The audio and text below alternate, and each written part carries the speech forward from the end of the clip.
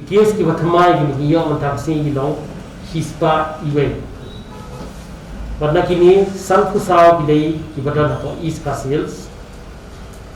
san ki dei na ko armed forces paramilitary forces but South Khandai na ki we West Garo Hills Life New Khar na ki armed forces paramilitary forces but Arfusan na ki we West Jaintia Hills South Ribhoi are Southwest Garo Hills are East Jaintia Hills away but East Garo Hills away. The case ki belong active kelum lang baro mentak haru mentak si gilau si hajar South Spa New Fundre pada kini Khandai Spa South Uar ki dan po East Coast Hills South Ufra ki dan ki armed forces paramilitary forces but Haspa Khandai South na ki we West Coast Hills Har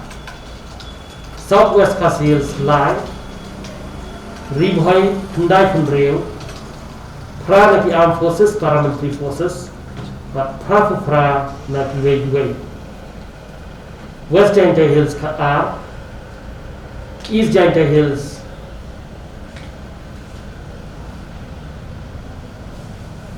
Aspa Khadlai West Garo Hills Shispa South Sanfusao Life Kunda ki ki armed forces paramilitary forces but Shispa Khatsan na ki we Southwest Garo Hills Khadlai South Garo Hills are East Garo Hills Shifo but North Garo Hills are Pula. The case ki berar government tarasi ki long new Pua. But the kini Sanfusa ki dei na to East Coast Hills are na ki armed forces paramilitary forces but na ki we Sanfua. West Garo Hills Khandai baro dei na to ki armed forces paramilitary forces East Jaintia Hills South East Garo Hills Lai but Ribhoi district are Baro ki balar government hadu mentak si gilau Lai Hajar Khandai Spa South Home dan ye bakhlap mentak si dapo East Coast Hills but baro ki bakhlap now to ibadan ki bayo yang COVID-19 gilau South Engineer Sanfusao pada kini ki Sanfusao san ki dei na po ki armed forces paramilitary forces Sanfusao ki ki high risk contacts iway di health worker iway na po Golfling cluster iway na Jalupara cluster na po Mopram cluster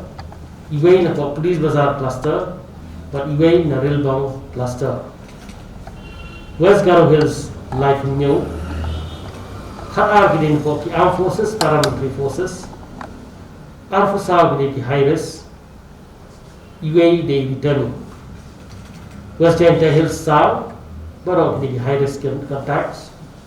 Ribhoi R ki high risk contacts Southwest Garo Hills R ki high risk contacts